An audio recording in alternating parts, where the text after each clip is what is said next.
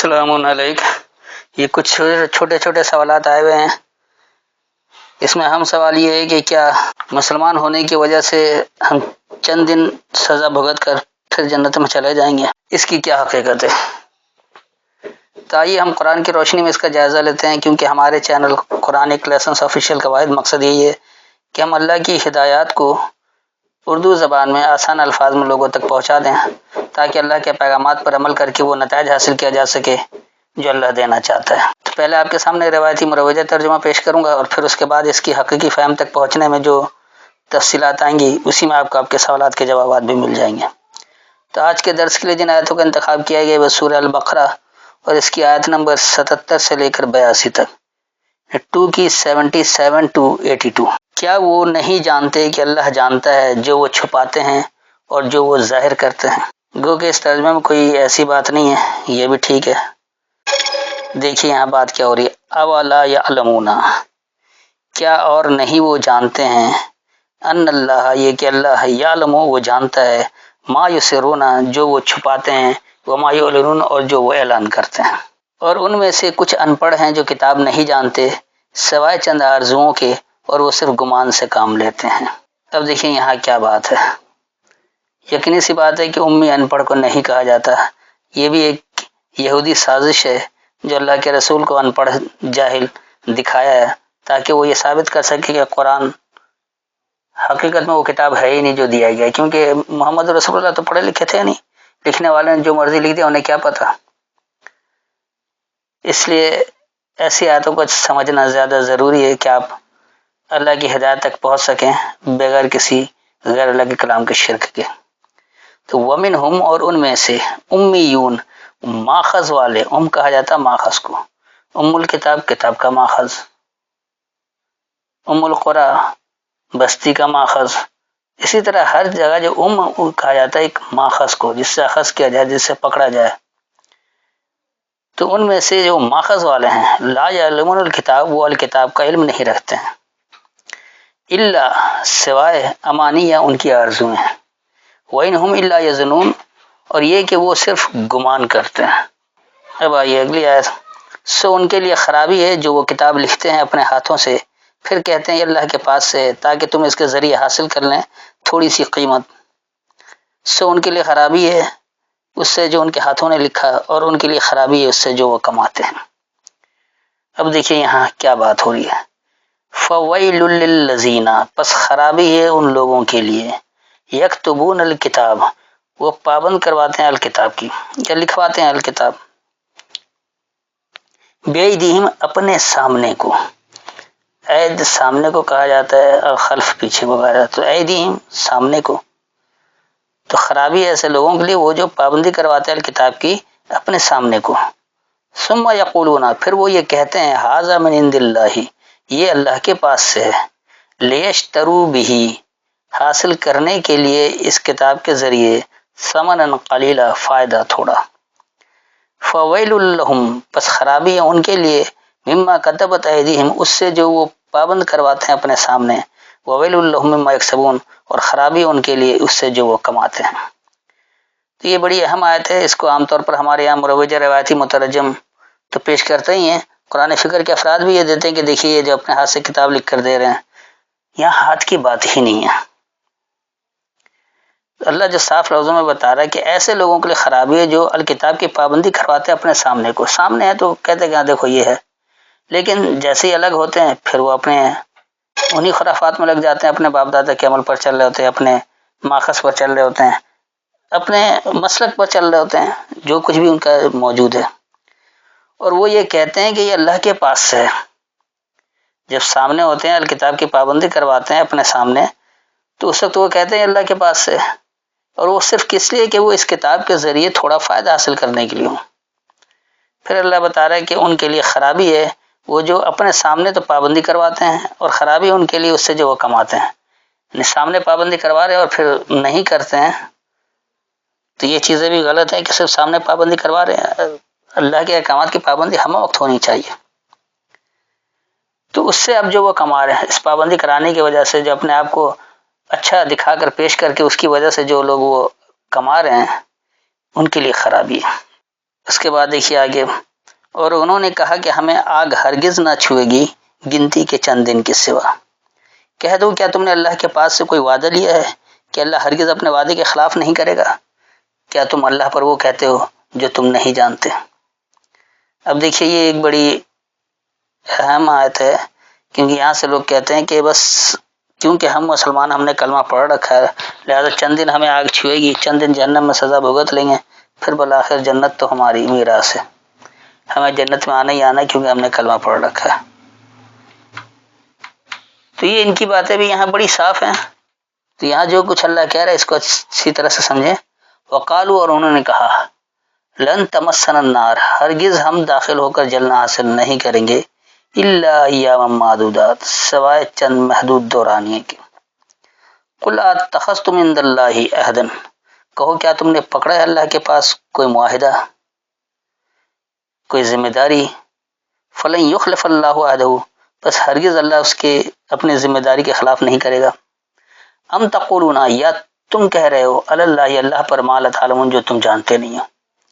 تو یہ جو ایسی باتیں کر رہے ہو، تو کیا اللہ نے تم پر کوئی ذمہ داری دے رکھی ہے کہ تم اس کی بات کر رہے ہو، یا اس لیے کہ کیونکہ اللہ نے تمہیں یہ ذمہ داری دی لہذا اس ذمہ داری کے خلاف نہیں کرے گا، یا تم پھر اللہ پر وہ کچھ کہہ رہے ہو جس کا تمہیں علم ہی نہیں ہے، نہیں تم اللہ پر الزام تراشی کر رہے ہو۔ اس کے بعد دیکھیے اگلی آیت، کیوں نہیں جس نے کمائی کوئی برائی اور اس کو اس کی خطاؤں نے گھیر لیا، بس یہی لوگ دوزخی ہیں، وہ اس میں ہمیشہ رہیں گے۔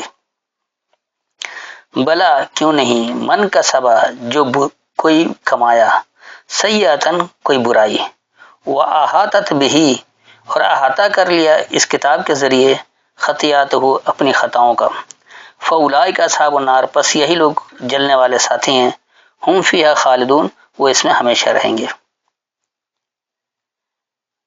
اگلی آیت، اور جو لوگ ایمان لائے اور انہوں نے اچھے عمل کیے، یہی لوگ جنت والے ہیں، وہ اس میں ہمیشہ رہیں گے۔ والذین آمنوا، اور جن لوگوں نے مان لیا، وعملوا الصالحات، یا انہوں نے مکمل صحیح عمل کیا، اولئک اصحاب الجنہ، یہی لوگ خوشحالی والے ساتھی ہیں، ہم فیہا خالدون، وہ اس میں ہمیشہ رہیں گے۔ یہ تھا لفظی ترجمہ اور اس کی تھوڑی سی وضاحت۔ تو اس میں کہیں بھی ایسی کوئی بات نہیں ہے کہ اللہ نے کوئی وعدہ کر رکھا کہ چند دن سزا بھگت کے پھر جنت میں آ جاؤ گے۔ آخر میں جو اللہ نے دو آیتوں میں مخصوص کر دیا کہ جو اصحاب النار ہیں وہ کون ہیں اور اصحاب الجنت کون ہیں۔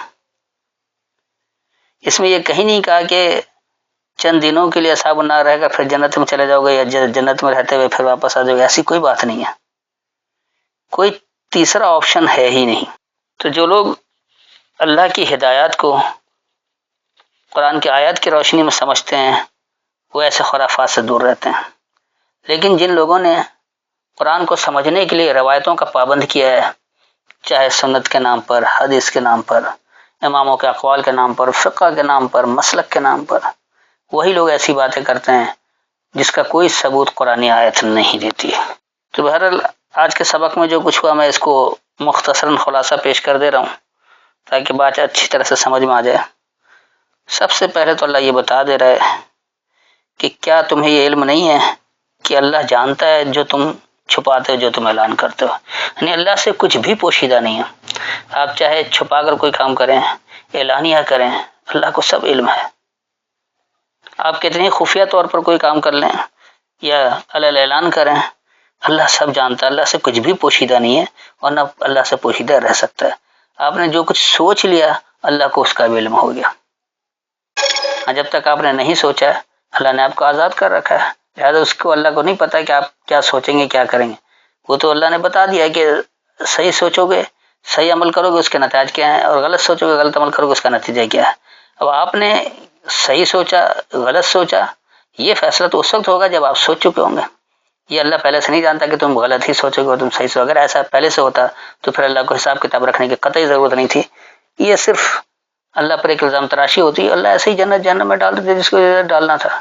یہ اتنی ڈرامے بازی کی کیا ضرورت ہے؟ جو لوگ یہ کہتے ہیں کہ ہم کیا کریں گے اللہ کو پہلے سے علم ہے، تو گویا وہ اللہ پر الزام تراشی کرتے ہیں کہ اللہ ایک پروڈیوسر ہے، اس نے ایک کہانی لکھ رکھی ہے، سب کچھ بنا کے دے رکھا ہے اور پھر اس کے مطابق لوگ اپنا عمل کرتے ہیں۔ تو اس طرح تو پھر ہر ایک کو شاباشی دینی چاہیے کہ تم نے اپنا کردار اچھی طرح سے نبھایا. پھر یہ سزا اور جزا کا کیا تعلق کہ اچھے عمل کرو گے تو جزا کے طور پر جنت ہے، برے عمل کرو گے تو سزا کے طور پر جہنم ہے. اس کو کہنے کی ضرورت ہی باقی نہیں رہ جاتی، یہ لاجانی سی بات یاد ہو جاتی ہے. تو یہ یاد رکھیں کہ اللہ جانتا ہے، تمہیں بھی یہ علم ہونا چاہیے کہ اللہ سب کو جانتا ہے، چاہے تم چھپا کر کرو یا اعلانیہ کرو، جو بھی کرو گے اللہ اسے جان جائے گا. اس کے بعد پھر اللہ یہ بتا رہا ہے کہ ان ماخذ والوں میں سے ایسے بھی لوگ ہیں جو الکتاب کا علم نہیں رکھتے ہیں، صرف ان کی اپنی ایک آرزو ہوتی ہے اور وہ ایک گمان پر چل رہے ہوتے ہیں. جیسے موجودہ مسلمان، اگر کوئی اہل تشیع ہے تو یہ سمجھتا ہے کہ بس ہماری ہی فقہ صحیح ہے اور ہم ہی جانتے ہیں الکتاب کو، باقی کوئی نہیں جانتا ہے. اگر کوئی اہل حدیث ہے تو وہ یہ سمجھتا ہے کہ ہم سے بڑھ کر کوئی اللہ کا چاہنے والا نہیں، ہم سے بڑھ کر کوئی اللہ کی ہدایت کو سمجھنے والا نہیں ہے، جو کچھ ہم سمجھ رہے بس وہی ٹھیک ہے، کیونکہ یہ سب ایک ماخذ والے ہیں. تو اسی طرح کسی بھی فقہ کا اٹھا لیں، چاہے وہ شیعہ ہو، سنی ہو، وہابی ہو، دیوبندی ہو، اپنے آپ کو جماعت المسلمین کہنے والا ہو یا المسلمین کہلانے والے ہوں، توحیدی ہو یا کسی بھی فقہ سے تعلق رکھتے ہوں، کسی بھی امام سے تعلق رکھتے ہوں، ہر ایک نے اپنے ایک فرق کر کے فرقہ بنا رکھا ہے اور اس کو ایک نام دے رکھا ہے. تو یہ جتنے ماخذ والے ہیں یہ الکتاب کا علم نہیں رکھتے ہیں، صرف ان کی ایک خواہشیں، ایک آرزو ہیں، اور وہ صرف جو بھی عمل کر رہے ہوتے ہیں ان کا ایک گمان ہے، کیونکہ ان عمل کی تصدیق قرآن آیت نہیں کرتی ہے، ان کے مسلک میں چلا آ رہا، ان کے فقہ میں چلا آ رہا، ان کے جو بھی فرقہ انہوں نے بنا رکھا ہے اس میں چلا آ رہا ہے، اس لیے وہ اس طرح سے کرتے ہیں.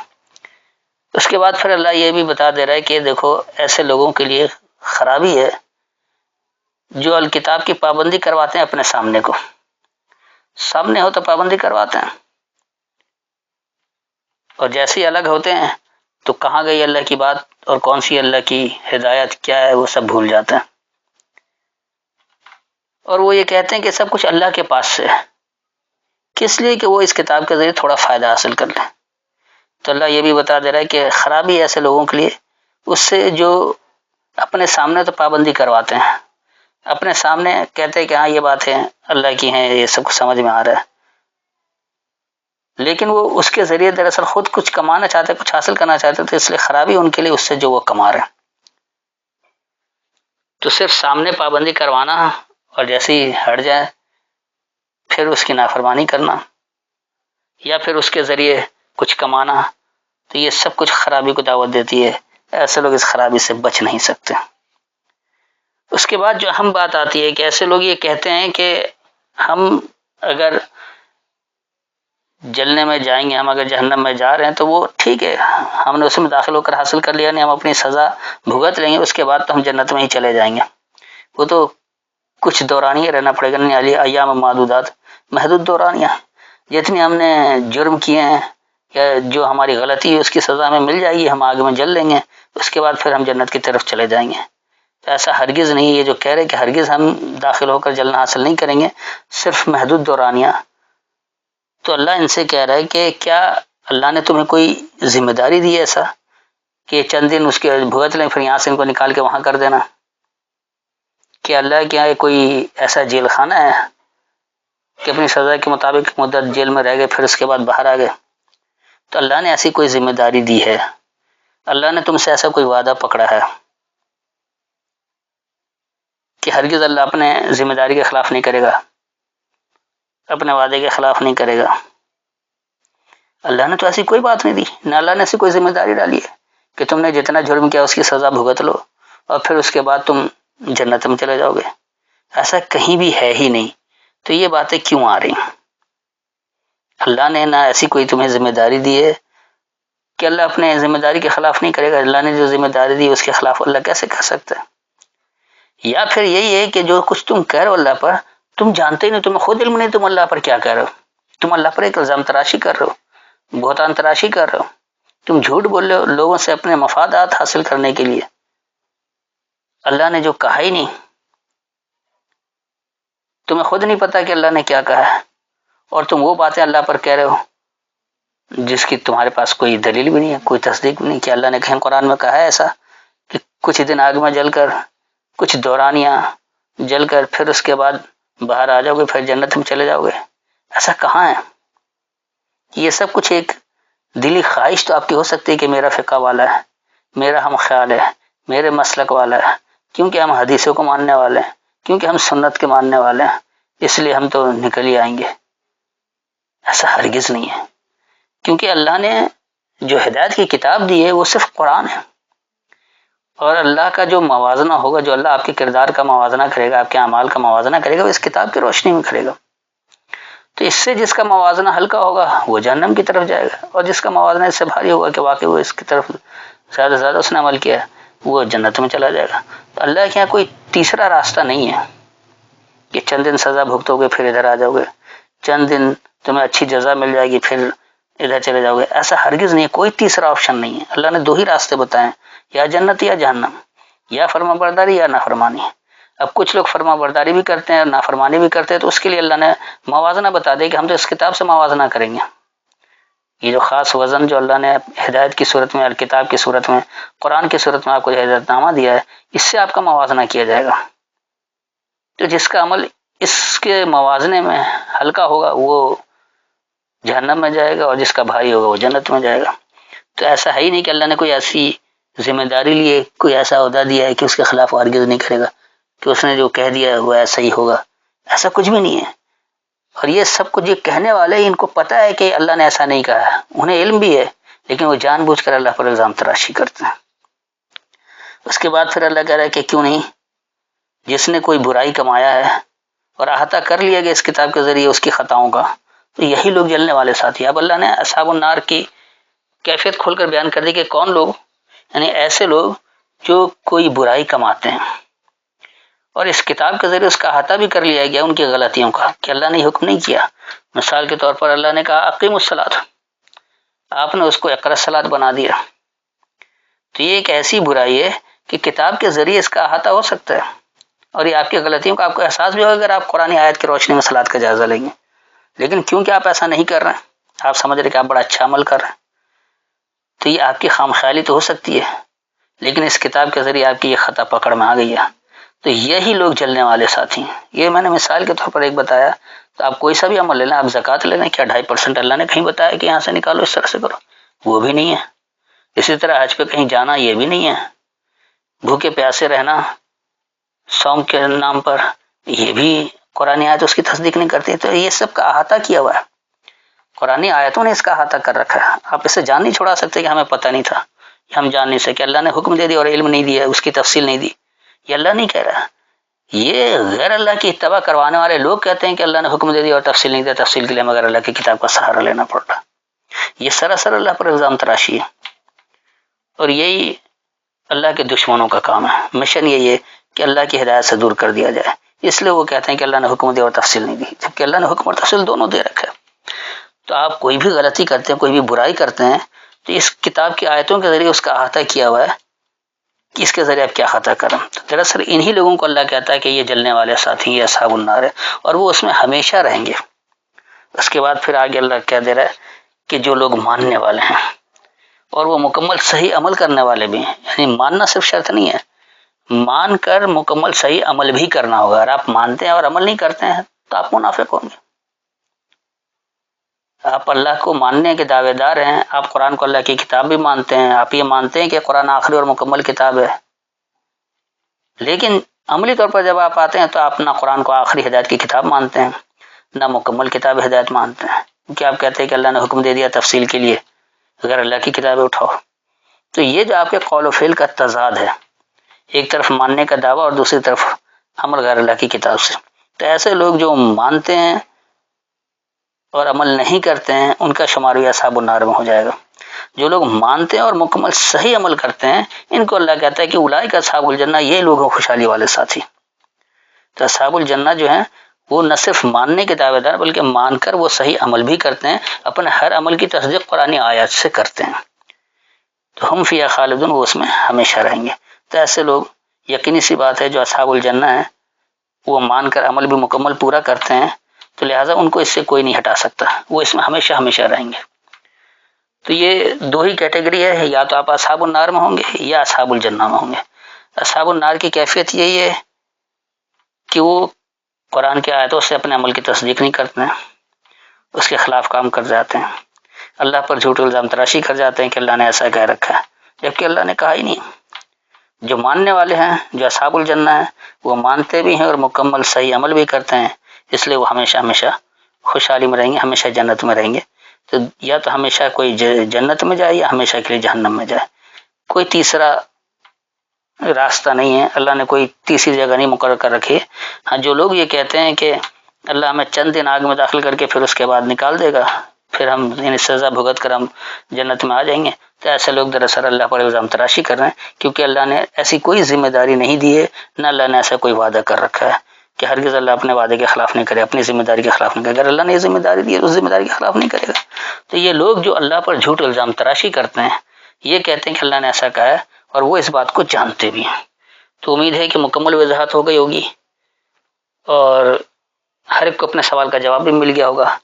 پھر بھی اگر کوئی تشنگی رہ گئی ہو، کسی کو کوئی بات سمجھ میں نہ آئی ہو، یا اس کے گمان میں یہ ہو کہ اس کے سوال کا جواب نہیں دیا گیا ہے، ان آیتوں کی روشنی میں اگر اس کا کوئی سوال ہے تو آیت کا حوالہ دے کر اپنا سوال دہرا سکتے ہیں، آپ کو بعد میں تسلی بخش جواب دے دیا جائے گا۔ السلام علیکم۔